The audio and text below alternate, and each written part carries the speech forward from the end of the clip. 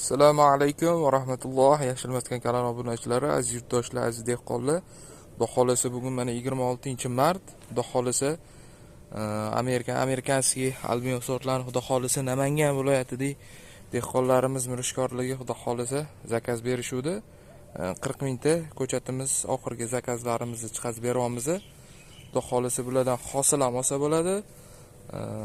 Matishni ko'chatga ham ikkisi bo'ladi. O'zi bu 12 oy hosil, timmiy 12 oy mavsumiy hosil beradigan sort. Bu amerikanskiy albion. Ko'pchilik biladiganlar bo'lsa kommentariyada ham yozib ketasizlar. Ekkanlar bo'lsa xudo xolasa mana tagiga agrovoloknol yozib qo'yganmiz.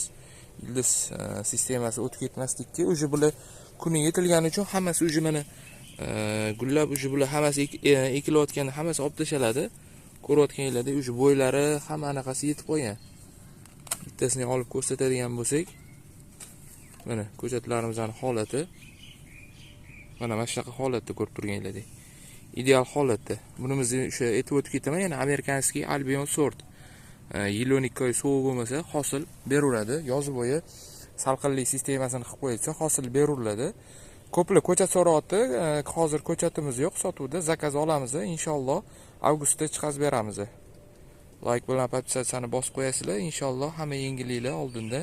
Sog' bo'linglar, salomat bo'linglar.